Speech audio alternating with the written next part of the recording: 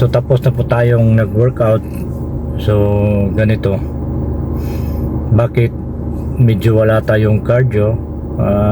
Cardio ginagamit lang yan natin yung kung gusto natin yun, kung ano talaga gusto natin ng conditioning sa katawan natin, nag-cardio tayo. So dito tayo sa practical side, kasi kung mag-cardio ako, ano yun na, maubusan ako ng oras sa pag-workout. Lalo na ang workout time ko 1 to 2 hours. So ano yan, kung isabay ko pa yung cardio, hindi naman talaga ako nag-cardio ng 30 minutes, nasa 45 to 1 hours yan. At saka yung cardio naman natin, interval, high intensity interval training. So 1 minute walk, 1 minute jog, at 1 minute running, din balik na naman. So ganun yung pag ano natin. So 2 hours workout natin, so mag-add pa tayo ng cardio, so wala na wala na tayong oras, so maubusan na tayo. So almost ano na yan, 3 hours. Kung i-cardio naman natin before ng workout natin, ayun, medyo wala na tayong lakas sa pag bubuhat. So minsan maging failure na yung training natin, hindi na matapos. So mahirapan na tayo. Then kung after na naman, hindi na talaga tayo makakardio kung after ng workout natin, kasi ano yung training natin hard, intense, at saka heavy. So mahirapan talaga tayo kasi mag-stop tayo ng workout, ano na yung wala na, failure na talaga tayo, na ano na yung muscle natin, weak na talaga, hindi na kaya. So doon na tayo nag-stop ng workout kapag heavy yung load natin. So pag ganun, hindi na tayo makapag cardio, so agad makapagpahinga na tayo. So yun. At saka kung mag cardio tayo, wala naman tayong, hindi naman kumpleto yung supplement natin, so mahirapan tayo, kasi wala tayong kagaya ng HMB na mag-protect ng muscle natin. So pag ganun, wala tayong mga source ng supplement para protect ng muscle natin. So kung mag-cardio tayo, minsan ma-fuel yung muscle natin, hindi yung fats. So sayang naman. So nag-build tayo ng muscle So maganda lang yan kung cutting tayo, so mag-burn tayo ng fats talaga. Pero sa pagbubuhat, sa pag-workout, mag-burn naman ng fats yan kapag nag-walk tayo, kapag intention training natin, nag-burn din yan ng fats. So same lang yan talaga. So ganun, kung mag-cardio tayo, hindi nga tayo makapag-abs workout after ng muscle workout natin, training so mag-cardio pa kaya, so mahirapan na tayo. So mas maganda kung ipalit nyo yung cardio nyo, mag-abs workout kayo, din yun nga, intensive ang training nyo.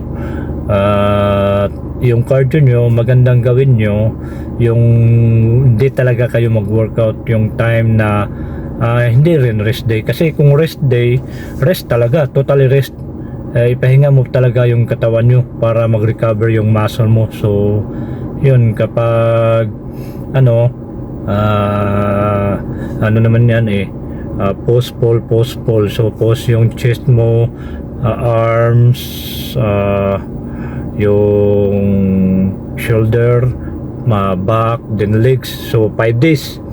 So 6 days, mas maganda yan, mag-cardio kayo. So yan, para 7 days rest day, totally rest talaga kayo. So yan ang magandang gawin sa pag-cardio nyo, kasi hindi naman tayo full time na nag-workout yung sinasabi ko, practical na ginagamit. Maging wise din naman tayo kasi pag inaano natin yan, maganda naman mag-cardio, pero yun talaga yung oras kakapusin talaga ako.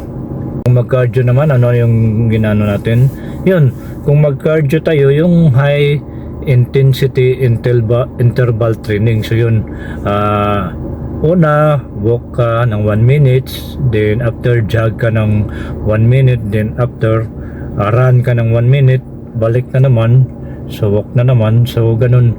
Then minimum of 45 minutes to, depende na yung maximum nyo na kaya nyo, then mag-burn talaga kayo ng fats dyan.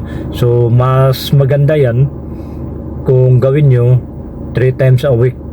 So kung gusto nyo talagang madali ang pag-burn ng fats nyo, yan ang gagawin nyo. At kung may supplementation kayo, hindi talaga ano yung fuel yung muscle nyo. Kasi kung normal cardio ka lang, run ka lang dyan, ano yung ginagawa mo, run, abot ng 1 hour ka, so 45 minutes. So ano yan, para mas magandang result mo yan, ano yan, na mga at least 5 times a week. So yun, mataas na, medyo ano na yung oras, kakapusin ka na sa pag-workout, so sayang na. So ano na lang, ano nyo lang sa abs workout nyo para ma-develop naman yung abs mo. So maganda yung cardio sa ano yan, maganda yan sa heart talaga natin, at overall yun yung sa katawan natin. So bigay ng energy natin at saka yung stamina. So yun ang kagandahan din ng pag-cardio. So yun, katulad din yan kapag nag-intense ka ng workout, yun mas marami pang benepisyo yung pag ano mo yan, yung intense workout mo, kasi maganda din sa heart, sa pump ng muscle, pag-develop ng muscle, pag-grow ng muscle, strength, stamina mo. So yun, mas ano siya. Sa cardio naman, yun talaga ano lang, magbigay tayo yung stamina mo. Then overall yan, sa overall ng katawan mo, so nag-burn din fats. Kung high intensity training ka din, burn din ang fats mo. So ganun.